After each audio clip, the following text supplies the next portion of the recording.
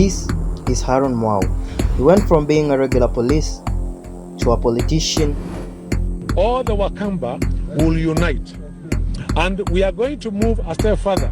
We shall be in the next government. Then a modern-day billionaire in Kenya. He's also believed to have a substantial stake in the Nakumatt chain of supermarkets, the country's largest retail shopping chain. I wanted to know more, and the more I dug, I found out he was mysterious. He is also associated with Charterhouse Bank that was closed after being alleged to be involved in illicit money laundering deals, and whose reopening the US government has strongly opposed. Powerful. The drugs were found in a container depot said to be owned by a powerful, wealthy politician and wealthy individual in Kenya. With respect to Harun Mwau, our evidence demonstrates that he's actively engaged in importing narcotics into Kenya. In this video documentary, we unravel the mystery of John Harun Mwau.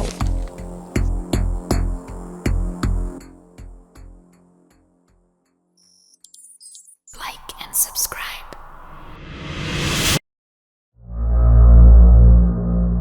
Harun Mwau was born in June 24, 1948. He had a great desire to serve the Kenyan nation, which led him to join the Kenya police.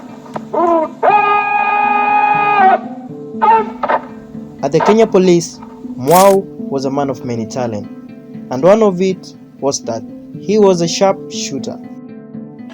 Kenya was barely 4 years after gaining independence, and Olympics were around the corner in 1968.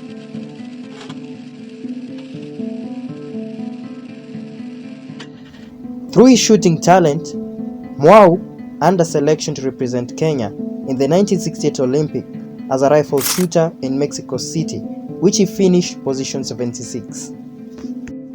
4 years again, Olympics were held again in Munich, and Mwau once again represented Kenya as a sharpshooter, but this time at the free pistol 50 meters event, and he finished position 54.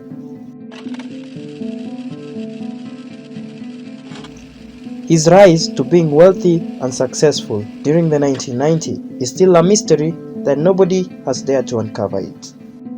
For instance, he lost his police job for refusing to shave his beard, but by 1990s he had built a powerful and invisible empire that he managed to run for the presidential seats. Watu husema demokrasia, lakini hawafahamu maana ya demokrasia ni nini. When Kenya became a multi-party state, Mwau formed the Party of Independent Candidates of Kenya, well known as PIC, which he was the chairman. He then later ran for the presidential seat in 1992, which he garnered 8,188 votes, finishing at the second bottom of the table. The Electoral Commission of Kenya is satisfied that the presidential candidate, Daniel Toroitich Arap Moi, has received the highest number of votes. As a matter of fact, you all know how hard it is to run for election because you need campaign funds and popularity, but for Mwau, that was never the problem. All the Wakamba will unite, and we are going to move a step further. We shall be in the next government. We cannot afford not being in the government. We must be in the government. If the Kambas are not in the next government, we shall suffer tremendously. After failing in the election, the government absorbed him and he became the first director in the newly created Kenya Anti-Corruption Authority. The government did not consider any track knowledge of his track record in public service, and astonishingly, Mwau was declared fit for the job. The president by then, Moi, had to appoint a tribunal to investigate Mwau's performance and competence. And after running the test, they found out that Harun Mwau was unfit for the office, and this led to his removal as the director of Kenya Anti-Corruption Authority.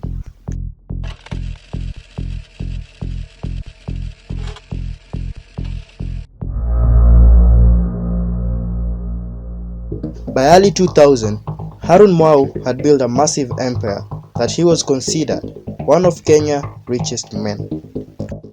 Mwau owned countless of industries and businesses ranging from import to export companies, real estate, transport, and logistics.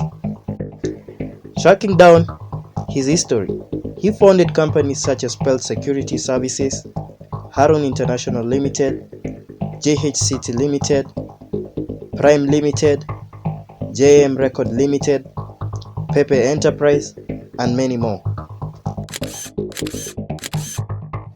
But something bizarre was that a lot of his money was coming through trade in coastal and the properties he owned in Nairobi. In December 2004, the biggest drug haul was seized in Kenya. It was a shipping container that contained 1.1 tons of cocaine, which was seized in coordinated raids in Nairobi and Malindi. The seized drugs were approximately 6 billion Kenya shillings at the time, which were believed to be owned by a powerful, wealthy politician. Through 2 counter raids, the drugs were found at a villa in Malindi where approximately 800 kgs of cocaine were hidden in fuel tanks, while in Nairobi an additional 304 kgs drugs were hidden in a floor of a refrigerated shipping container depot, bringing it to a sum of 1,104 kgs of narcotics. In 2004, the largest ever drug haul in Africa was seized. The cocaine weighed more than 1,000 kilograms and was worth 6 billion shillings. The drugs were found in a container depot said to be owned by a powerful, wealthy politician. Remember, we talked about someone owning multiple businesses in Nairobi, which include container depots and logistics. Yes, this brought a spotlight to Kenya from the international community as a transit hub for narcotics, and the DEA decided to investigate it. I think action will be taken, but a lot of these people are also very well connected politically, and they have a lot of money. And of course, in a system where corruption plays such a big role, it's going to be a challenge. But I think, again, if there's pressure from the Kenyan people, from the young people who are victims of this drug trafficking, from every... The irony was that, with highly profile, powerful politicians allegedly being involved in the drugs, only one person, David Mugo, was jailed for being involved in the drug haul. On the gunny bags, there were some names. I remember very well. It was David Kiragu. There was an address on the gunny bags.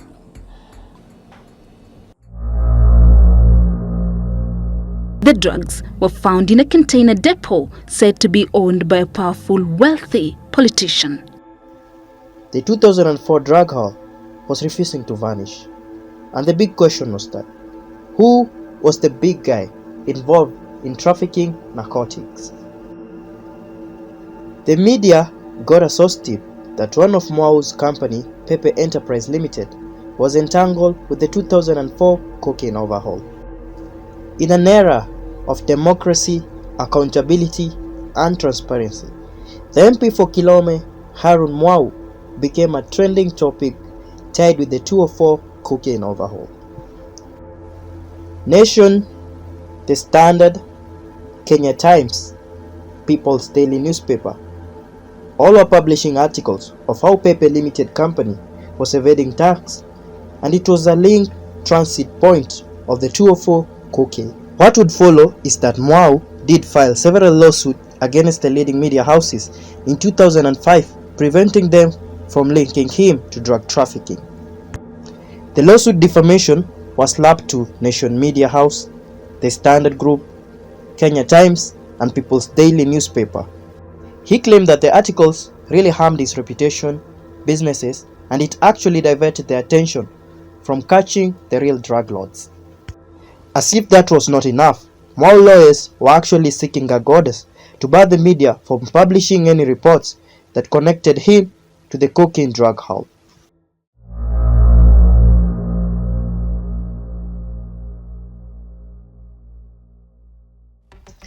Five years later, in 2010, after the American government had conducted the investigation, the US ambassador to Kenya, Michael Ranabaga, gave a report naming the biggest drug lord in Kenya.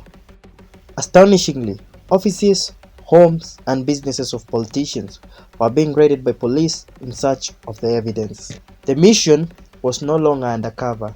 and the Internal Security Minister at the time, George Saitoti, had to expose the alleged drug lords' names on the floor of Kenyan parliament. I have been informed the following are the honorable members. Suspected. Honorable Buvi himself. Yes, Mr. Speaker. That's what there is. Honorable Joho, Honorable Mwau, and Honorable Kabogo. Among the names mentioned, John Harun Mwau stood out. He was at the time the Trade Minister and the MP for Kilome. The 204 Paper Enterprise drug haul ghost had come to haunt him again. The report claimed that Mwau was involved in the 204 cocaine drug haul. Immediately after Mwau being named in the drug trafficking dossier, Mwau actually stepped aside as the Trade Minister to pave way for investigation. The Kilome Member of Parliament wrote to Prime Minister Raila Odinga today, asking to step aside after being linked to the ongoing investigations into drug trafficking. Amesema ati jina yake imechafuliwa na nataka isafishwe kupitia kwa uchunguzi kamili. He clearly insisted that his name should be expunged from the list, and those are mere allegations on things that he has never been involved. The young people or children who are reading newspaper today at the age of 8, 9, 10, and they are seeing my name or my picture in the television saying that I'm a drug peddler, even when they are 30 years, 20 years from today, they will be viewing me as such. At some point, he even claimed that people have been trailing him and his life is in danger. He begs the parliament that the state should reassure his protection. I am a trained person, and when I say that white people, accompanied by some black people, are trailing me, is a matter of fact. So, Mr. Speaker, before Honorable Mwau is shot and buried in the Indian Ocean, at least he's entitled to know from the Kenyan government. Mr. Mwau is over 50, he's an old man. Yeah. And you can imagine the kind of stress he's going through. Yeah. And he may end up getting a stroke, Mr. Speaker, sir. Yeah. And I wish to assure the Honorable Member and his House that adequate security commensurate to the threat will be accorded to him. Just a day after claiming his life was in danger, one of Honorable Mwau motorcade was sprayed multiple bullets by unknown gunmen along the Nairobi city center. Also, maybe there is need for you to see these two bullets holes. You can come nearer. Look at this. This captured the attention of the police officers and they decided to investigate the scene. According to the police commissioner at the time, Matthew Tere, he suggested that Mwau and his team staged the shooting because some things did not clearly add up and they should be prosecuted for that. 23rd June this year, and driver and an escort to Honorable Harun Mwau made a report to police that their motor vehicle, registration number KAH 268 letter K, Range Rover, was shot at along City Hall Way at around 10:15 p.m. On receipt of this report, police commenced investigations into the circumstances surrounding the shooting with a view of identifying and arresting the culprits involved. On conclusion of the investigations, it is clear that 1. The said motor vehicle was not shot at the said place because there were no empty bullet cartridges at the scene of the purported shooting. 2. The impressions made by the bullet on the body of the motor vehicle are consistent with those made on a stationary target and not on a moving target. 3. It is impossible for the occupants of the motor vehicle to have escaped without injuries if at all they were inside the motor vehicle at the time. In view of the above, I have directed the file be forwarded to DPP with a recommendation that the two individuals be charged in court for the offense of giving false information. Most boat was sinking fast. Out in public as a politician, he had to beat all these allegations that all his achievements are from his honest work. For Harun Mwau, though, the narcotics ghost has reared its head again. Now, President Barack Obama has directed that he and 6 other individuals, all non-Americans, be sanctioned under the Kingpins Act of the American laws. With respect to Harun Mwau, our evidence demonstrates that he's actively engaged in importing narcotics into Kenya and that he protects narcotics traffickers. We believe he is linked to a 2004 seizure of 1 ton of cocaine, which was concealed in a container at a Pepe depot. Mama Leila, the president has identified her as a tier 1 kingpin, and our evidence indicates that she is the head of one of the largest drug trafficking organizations operating out of Nairobi.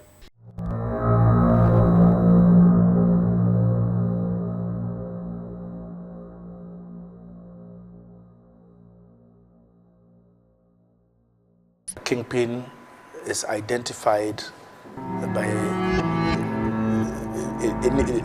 as a person, any person who has a large trade involving very many people, financiers, bankers, transporters, and he sits at the head of that narcotics network. It might even be illegal to stock Coca-Cola if any of their establishments are also identified as falling under this designation. Mwau's empire was crumbling fast, and all the business around him was suffering the same fate. Charterhouse Bank, which Harun Mwau was linked to, became a crime scene for tax evasion and money laundering scheme. Approximately 60 billion Kenyan shillings was lost through malpractice, and Charterhouse Bank had to close indefinitely. Charterhouse Bank was closed amid claims of money laundering and tax evasion, and Ranneberger claims reopening it as recommended by Treasury would be encouraging impunity. The U.S. connection is very clear. We want to see reform, transparency, and accountability in Kenya. That means fighting corruption, it means fighting drug trafficking, it means fighting money laundering.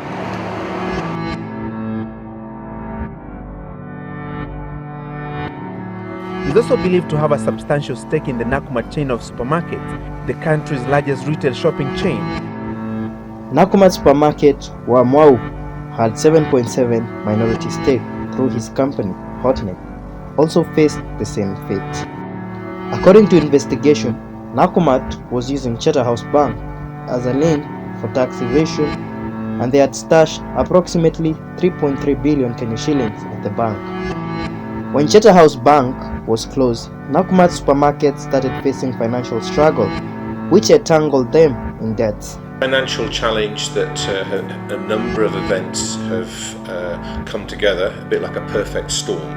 They've come together and they've accumulated in the position that we currently have and that we're currently working through.